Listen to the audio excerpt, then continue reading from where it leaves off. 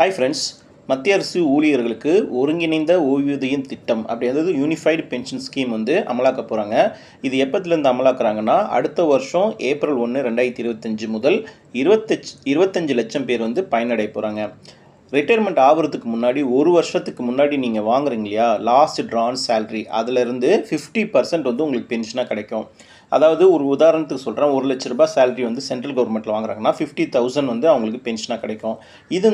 இந்த பென்ஷன் வந்து பார்த்திங்கன்னா அவங்களுக்கு லைஃப் டைம் முழுவதும் அவங்களுக்கு வந்து பென்ஷன், அவங்க இறப்பது வரைக்கும் அவங்களுக்கு வந்து பென்ஷனாக இந்த அமௌண்ட்டை கொடுப்பாங்க. 25 வருஷம் என்ன கண்டிஷன் பார்த்தீங்கன்னா, அவங்க 25 வருஷம் வேலை செஞ்சவங்களுக்கு இந்த 50% பென்ஷன் ஸ்கீம் வந்து தராங்க. சரிப்பா, நான் வந்து 25 வருஷம் வேலை செய்யலை, நான் ஒரு 10 ஆண்டுக்குள்ளே தான் நான் வேலை செஞ்சுருக்கேன், 5 வருஷம் 7 வருஷம் அப்படின்னு தான் வேலை செஞ்சுருக்கேன், எனக்கு இந்த பென்ஷன் ஸ்கீம் தருவாங்களா, யூனிஃபைட் பென்ஷன் ஸ்கீம் UPSன்னு சொல்லுவாங்க, இது தருவாங்களா அப்படின்னு கேட்டிங்கன்னா, ஆமாங்க, இது வந்து 10 வருஷத்துக்குள்ளே வேலை செய்கிறீங்க அப்படின்னா மினிமம் பென்ஷன் ஸ்கீம் அப்படியாவது மினிமம் அமௌண்ட் வந்து உங்களுக்கு தருவாங்க. 10,000 ரூபாய் வந்து உங்களுக்கு கொடுப்பாங்க. 10 வருஷத்துக்கு மேலே அப்படி வேலை செய்கிறீங்க அப்படின்னா ப்ரோரேட்டா பேசிஸில் உங்களுக்கு வந்து கால்குலேஷன் பண்ணி தருவாங்க. இந்த நியூ பென்ஷன் ஸ்கீம் இருக்கு இல்லையா, யூனிடெட் பென்ஷன் ஸ்கீமு, இந்த ஸ்கீமில் பார்த்தீங்கன்னா எம்ப்ளாயிஸோட கான்ட்ரிபியூஷன் பார்த்தீங்கன்னா 10%ம், சென்ட்ரல் கவர்மெண்ட்டோட கான்ட்ரிபியூஷன் 18.5% வந்து கான்ட்ரிபியூஷனாக இருக்கும். இதே நீங்கள் ஓல்டு இதில் நீங்கள் எடுத்து பார்த்தீங்கன்னா, ஓல்டு பென்ஷன் ஸ்கீமில் பார்த்தீங்கன்னா எம்ப்ளாயோட கான்ட்ரிபியூஷன் 10% தான், ஆனால் சென்ட்ரல் கவர்மெண்ட்டோட கான்ட்ரிபியூஷன் வந்து 14% தான் இருந்துச்சு. அதை வந்து ஒரு 18.5%ஆக வந்து இன்க்ரீஸ் பண்ணியிருக்காங்க. இந்த ஒரு 4.5% இன்க்ரீஸ் பண்ணதுனால அவங்களுக்கு நிறையாவே பெனிஃபிட்ஸ் வந்து கிடைக்குது. இது வந்து ஒரு 23 லட்சம் பேர் வந்து சென்ட்ரல் கவர்மெண்ட்டில் வேலை செய்கிறவங்களுக்கு பெனிஃபிட்ஸ் வந்து வரப்போகுது.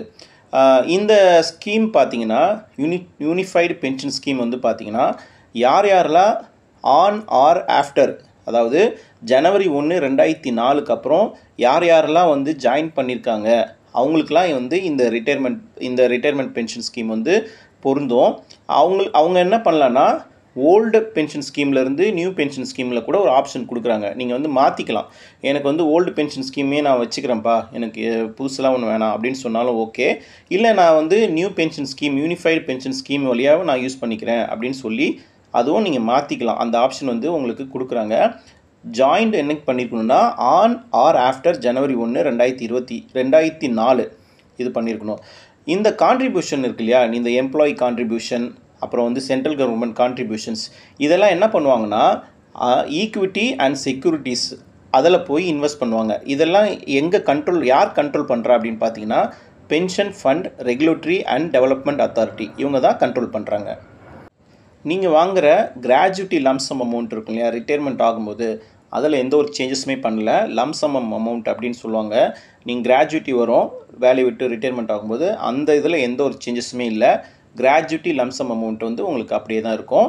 இந்த புதிய யூனிஃபைட் பென்ஷன் ஸ்கீம் வழியாக உங்களுக்கு 50% வந்து உங்கள் லாஸ்ட் சேலரி ட்ரான்லேருந்து உங்களுக்கு 50% சேலரி வந்து உங்களுக்கு பென்ஷனாக வழங்கப்படும். இதுதான் வந்து மத்திய அரசு ஊழியர்களுக்கு புது ஸ்கீம் வந்து கொண்டு வந்திருக்காங்க, அப்ரூவல் கொடுத்துருக்காங்க. இவ்வளோ தான் இந்த வீடியோ. தேங்க்ஸ் ஃபார் வாட்சிங். சப்ஸ்கிரைப் பண்ணுங்கள்.